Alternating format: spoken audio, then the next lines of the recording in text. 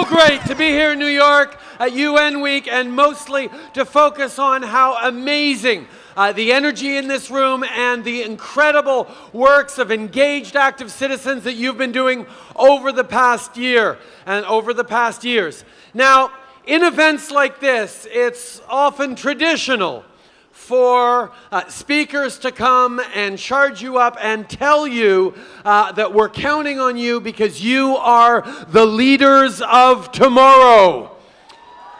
Future shaper. No. I do not want you to let anyone get away with telling you that you're the leaders of tomorrow, because you're already leaders today. Everything you do, the choices you make, the advocacy you have, how you have conversations with your friends, your neighbors, your parents, matter and shape the world around you. You are leaders. And talking about the conversations that you have with your friends and with your parents and with your loved ones, that conversation, the conversation that you have with yourself is so important. Let me ask you this. When you're alone, whether it's in your room or somewhere else, when you're alone and nobody else is watching you, how do you treat yourself? How do you speak to yourself? Do you speak to yourself with compassion, gentleness, and patience? Or are you constantly comparing yourself or being in competition with or not feeling pretty enough or smart enough or just not enough? What is the inner conversation that you have with yourselves? Think about that in the coming days. And that's where it all starts. If you are able to celebrate who you are for who you are, because we live in a culture that tells you you should look like this, you should act like that, this is what's cool, this is what's not. Sorry, but that's not for us anymore. You are deciding what's cool by being yourselves. And the basis of how you treat yourself, how you empower yourself, how you're proud of yourself, your identity, also needs to inform how you treat others. How you look at people who are different from you, whether it's background or race or religion or language or sexual orientation. We need to respect ourselves. We need to respect each other. Because if we're going to make it through this world, we have to lean on each other.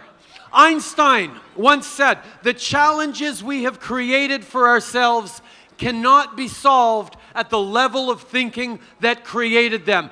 We need to challenge ourselves to bring in new thinking, new perspectives, and that's where our diversity, and young people get this, is an incredible source of strength. To challenge who we are, to challenge what we're doing, and mostly to create the new solutions the world needs. And yes. And how do you see difference? What is your reaction when you see something or someone that is different from you? Think about that initial reaction. Do you see the beauty first? Or do you think, whoa, that's weird, or that person is not like me, oh my God, don't go there? What is your initial reaction to difference?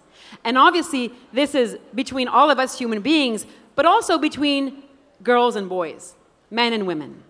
And gender equality is so important between us because we are allies, boys and girls, men and women, in making this world a better place. And the way we treat each other, the way we speak of each other, and the way we respect each other will determine the kind of future that we have for all of us here. And you know what? We're talking about gender equality. How many of you are feminists out there? Woo! It is so important that we all understand that it's not only that men can be feminists, it's that men should be feminists as well. And I am proud of that. Being a feminist, for me, means recognizing that men and women should be, can be, must be equal, and secondly, that we still have an awful lot of work to do.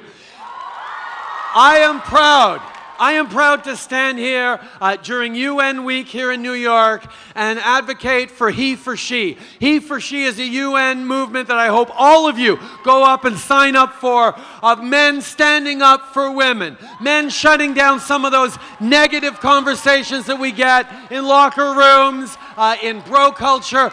We need to know that we are better than that. How we treat our sisters, our girlfriends, our cousins, our mothers, and the world around us matters. We need to take back what it is to be a man, and that means being open, compassionate, respectful, and brave about standing up for it.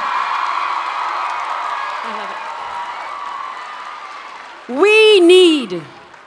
They say that the hardest thing to change in a society is what is considered normal. Well, I say, let's redefine normal. Let's make normal the things that feel right to us and the things that feel wrong to us. Let's redefine normal. And let's make sure, you know, I'm a mama of 3 kids and I have 2 boys. And boys are wonderful, creative, intelligent, wise human beings. And you guys, when you live in a culture that sometimes narrows your notion of what it is to be male and masculine, it doesn't celebrate your intelligence and your potential. And you are amazing human beings, and we need you at every step in making this world a more just place for all. We need to challenge the way things have been done.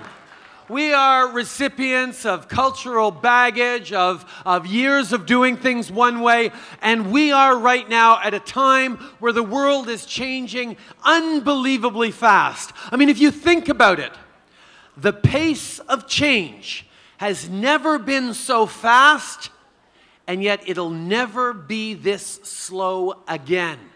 It's accelerating. The world is transforming, and in order to keep up with it, in order to get ahead of it, we need you. We need young people who are ready to challenge what has been done in the past. Ask tough questions about why can't we do it better in the future? Why can't we be fairer? Why can't we demand more and stick up for each other to a better degree? The world is changing, the rules are changing, but what they change into and how they change depends not on leaders in government offices or in businesses. It depends on citizens. It depends on you. How you shape the world will make the world we're part of. And my hubby's saying this as we're here on stage, and we were so lucky to be here because you're hearing our voices. But to be honest, we know this. Real change comes from little baby steps that people all over this planet are taking. So don't ever think that any little action that you undertake doesn't have an impact, because it has a huge impact. And you can start now, and it's already starting. And you know, we have 3 kids, but we want you guys to know that we're obviously not your parents, but we care for you. We hold you in our hearts. We believe in you. We want you to fulfill yourselves and to become engaged and happy individuals. We love you. We love who you are, what you represent, and I know the world we're going to build together is going to be incredible because you're going to build it. Merci tout le monde. Merci mes amis.